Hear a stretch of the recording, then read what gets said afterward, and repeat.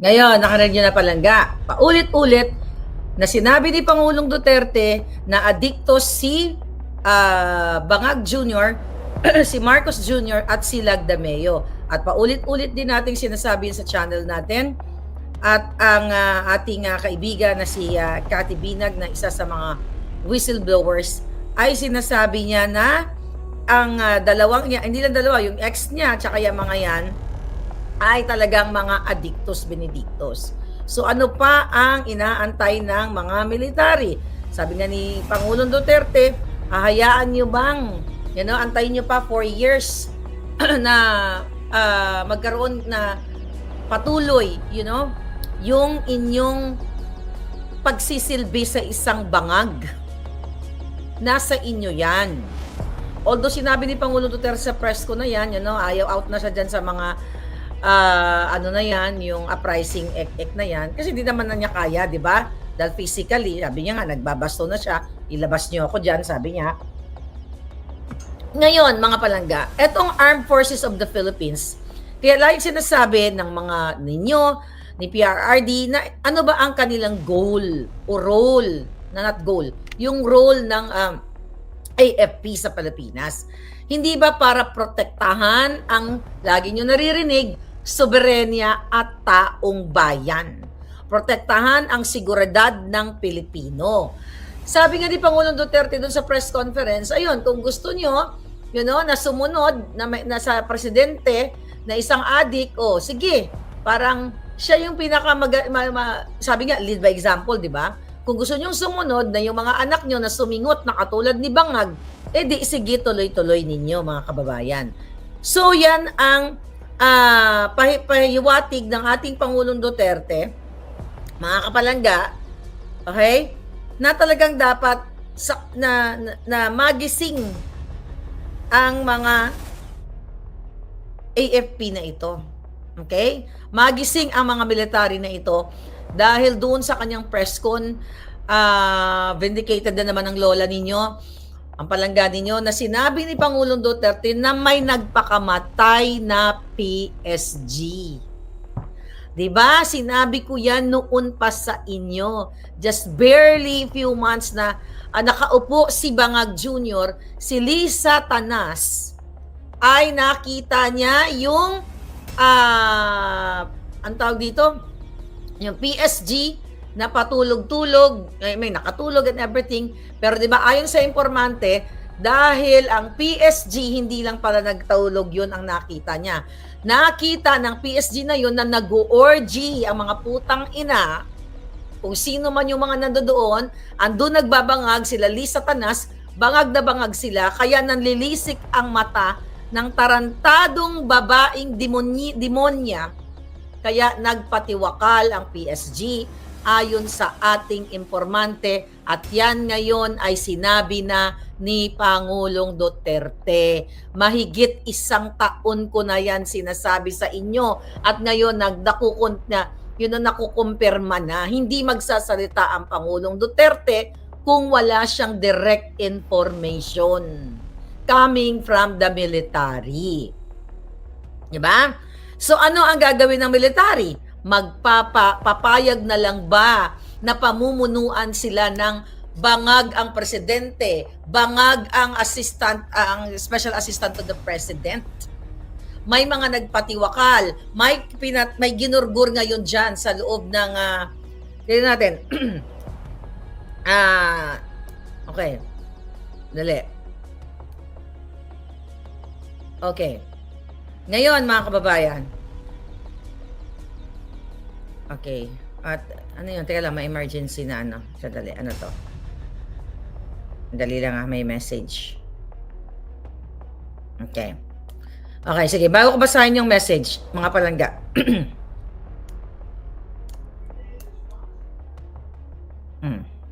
Ito, yung recent na itinago sa atin. Okay, November 24, military lawyer found dead in Camp Aguinaldo. The Armed Forces of the Philippines has confirmed that Colonel Rolando Escalona Jr. of the Advocate General's Service, or JAGS, was found dead in his quarters at Camp Aguinaldo in Quezon City. In a statement sent to Okay, to the Philippine Eclabouche News. All right. AFP spokesperson Colonel Francel Margaret Padilla said that the body of Escalona was found in the early hours of November 2022. 2 days after nila ibinalita. Anong ibig sabihin yan? May nagugurguran na sa loob ng AFP, ng military. Hindi natin alam ang buong detalye unless na mabigyan tayo ng talagang balita na eksakto kung ano nangyari ng ating puting ahas. Sabi dito sa balita, Padilla said the AFP and the Philippine National are conducting a thorough investigation to determine the circumstances surrounding the incident. Chuchu. You know what? The fact na nangyari November 22, tas binalita ng AFP after 2 days, merong foul play yan. Merong foul na nangyari dyan, mga palangga.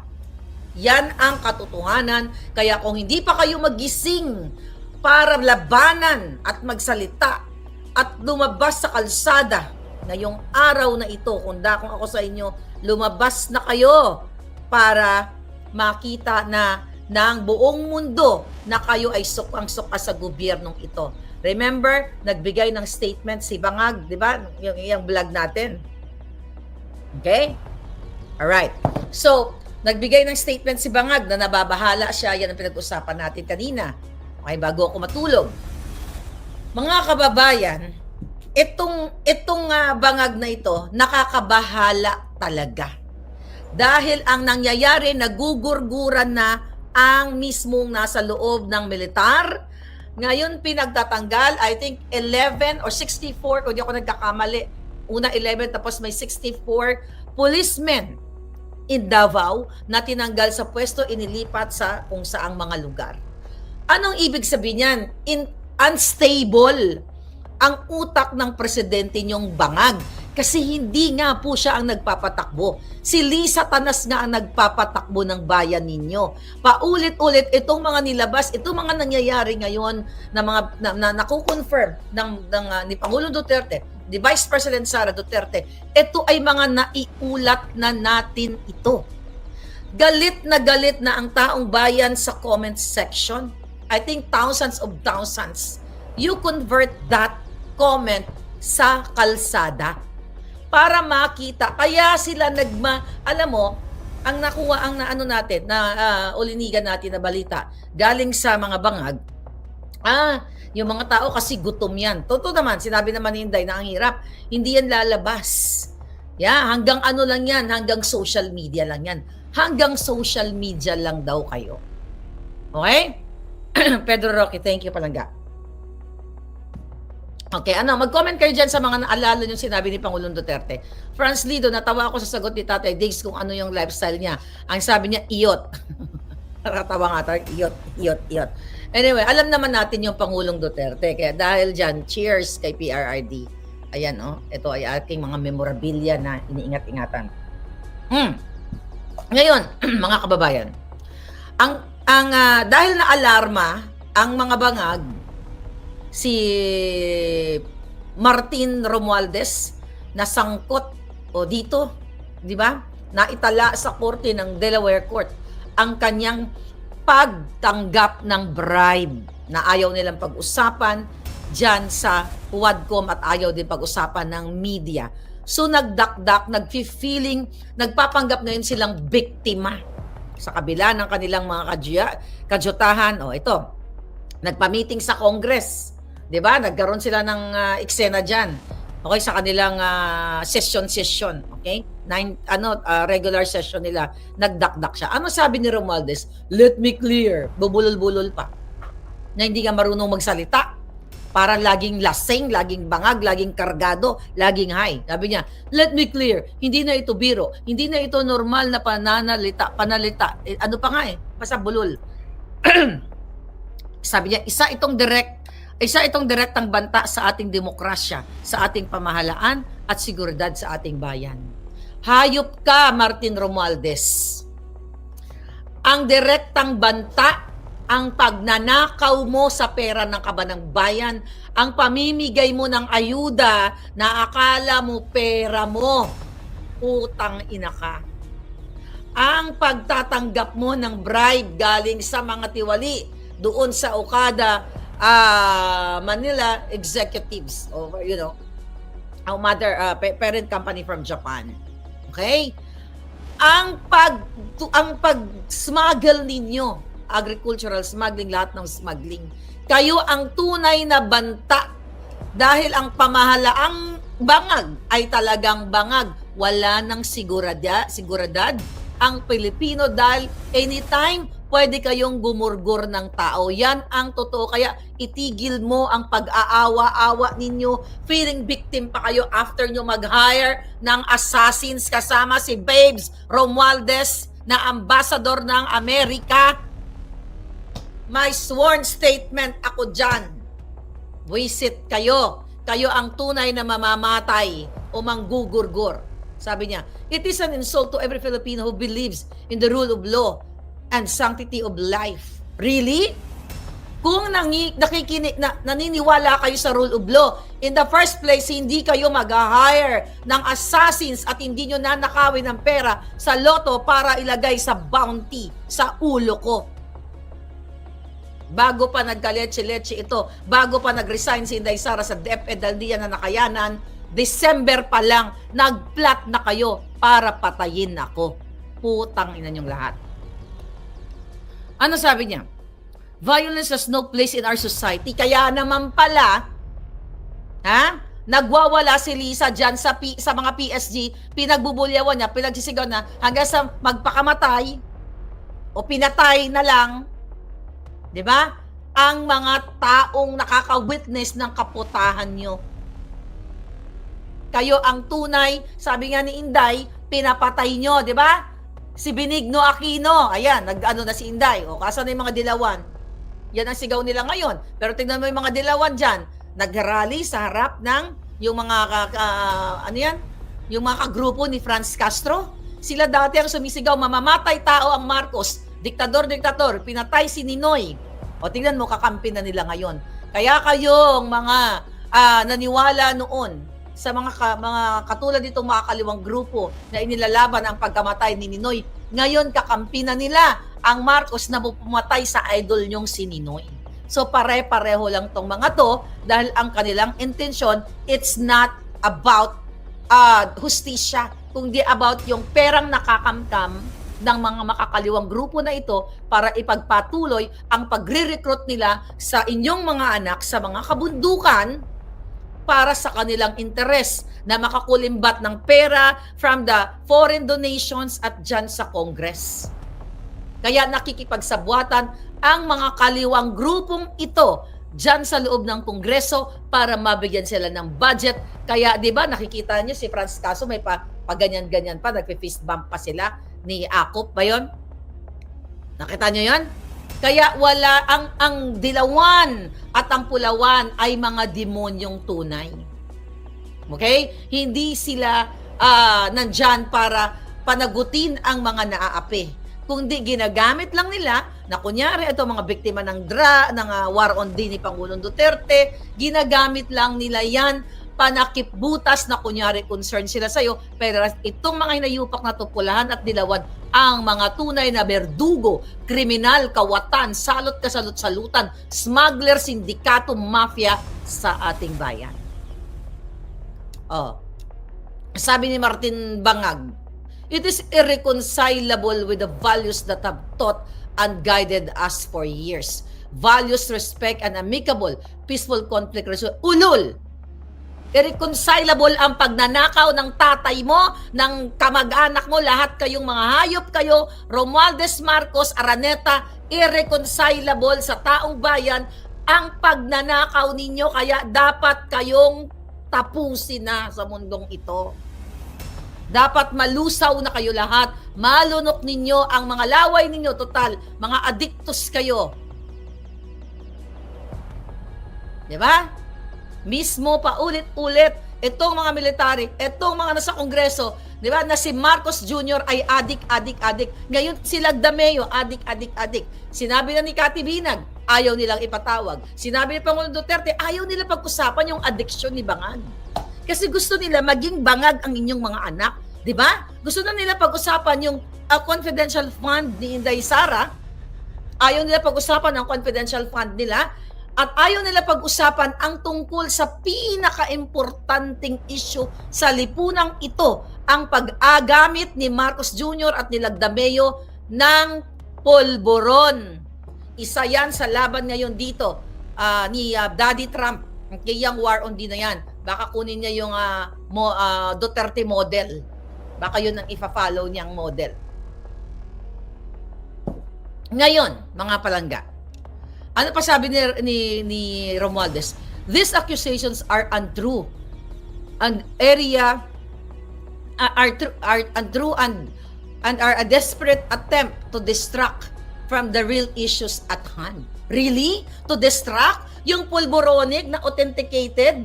Na authenticate dito sa Amerika? Pananakot ninyo? Wala kayong aksyon? Inaantay ko nga yung kaso nyo, mga putragis kayo?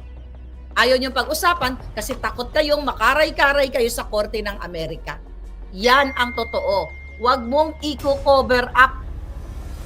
Okay?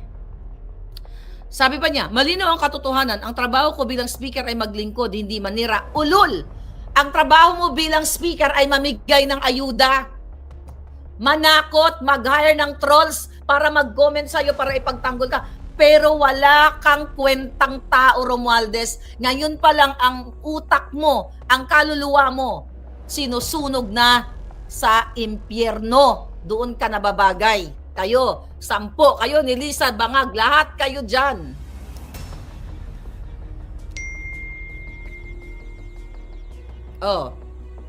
Ang sabi niya, ang politika ng paninira ay hindi kailanman naging bahagi ng aking sakripisyo. Really? Yung ginagawa nyo kay Inday, na selective, tungkol dyan sa confidential fund, hindi ba paninira yan, tambaluslos? Dahil kayo may confidential funds yan, pero ayaw nyong pag-usapan ang confidential funds, yung ayaw nyo i-present sa taong bayan. Tapos pagbibintangan nyo, mag-accuse kayo na si Inday ay may something, krung-krung, nahamon na nga kayong magpa-neuro test kayo, magpa-drug test kayo, lahat ng test, wala man lang pumasa sa inyong mga hayop kayo. Yung pinsan mong bangag na si Marcos Jr., anong sinasagot niyan? Patawa-tawa lang. Matatapos na kayo, mga inayupa kayo, matatapos din kayo. At sisiguraduhin ng taong bayan na mabulok kayo lahat sa kulungan, or kung pwedeng i-apply ang bitay na parusa sa inyo or bopis na parusa sa inyo, dapat sa inyo binobopis sa lahat ng kababuyan, kasamaan na ginagawa nyo sa taong bayan. Kung meron ng batas o kung pwede lang, this is just for the executive number 1, maliban sa gusto kong bangin, lalaglag lahat ng mga kawatan, isama na, ilagay na doon sa IRR, kung meron man yon. Ibopis kayong lahat na magnanakaw sa kaban ng bayan habang kayo ay nag-a-abroad, nagpapakasarap, nagbibili ng mga luxury cars, bumibili ng mga bahay, namimigay ng pera sa inyong mga kabit, mga kakaputahan, lahat. Ang Pilipino ay hindi makabili ng bigas dahil walang 20 pesos na bigas, walang 40 pesos na bigas, wala ring 50 na bigas, 65 na ang bigas.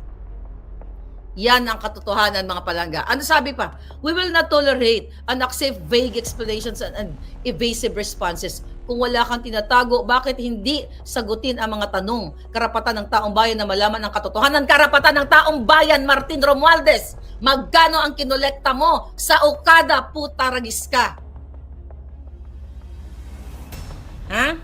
Magkano ang kinokolekta mo sa smuggling? Sa droga, magkano lahat ang kinokolekta nyo? Kung gusto nyo ng transparent, bakit hindi nyo ilabas si Michael Ma, nakasabwat nyo ni Lisa Tanas, na nakatago? Nakita mo, in-appoint na special envoy, ni isang article ayaw nyong ipakita. Anong niyan? Anong accomplishment niyan? At saka walang dokumento na in-appoint nyo yung hayop na yan. Yan ang ipaliwanag mo sa taong bayan. Kayo ang may tinatago. Ilabas mo, Lisa Tanas, kung sino ang pinapatay nyo dyan sa PSG o sino yung nagpakamatay at sino itong yung kanina binasa natin. Okay? Malay lang. Baka emergency to. Ilabas nyo kung ilan ang mga pinagurgur nyo dyan. Okay? Now what? Okay. Dahil lang pala yan. Paus na ako ah. Okay, tingnan natin to. I see. Okay, good. Now, anong sabi niya? Ni Romualdez, accountability is not optional. Ulul! Transparency is not negotiable. Kaya pala ayaw nyong ilabas. Kaya pala pinontempt nyo si Ka Eric at saka si Doc Lorraine Badoy dyan din sa the same Huwad Committee na yan. Nung tinatanong ka sa 1.8 billion na travel expenses o travel funds mo. Kaya pinakontem mo dahil ayaw mong maging transparent. Dahil nabubuhay kayo sa kadiliman. Yan ang katotohanan. Ano pa sabi ng hayop?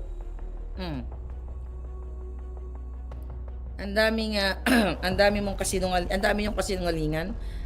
I'm telling you, matatapos kayo. Baka hindi na kayo abuti ng Pasko para hindi na ako mag-bold star, di ba? Hayop kayo.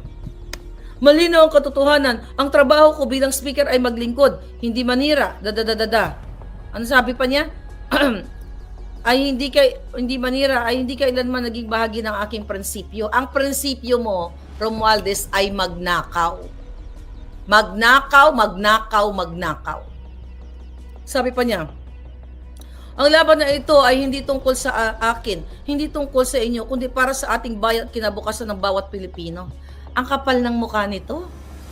'Di ba? Ano ang ginawa nitong hayop na to? Kitang-kita mga palangga ang unconstitutional na pagkukontempt, ang mga illegal na pagkukontempt, hindi lang kay Attorney Zolaika Lopez, yung iba pa na mga kinontempt nila. Ang gusto nilang ikulong si Harry Roque o i-contempt, 'di ba? Kinulong na nga nila isang beses eh. Kinontempt nila na isang beses. Mga OFW, makinig kayo, tumutok kayo dito sa channel na ito.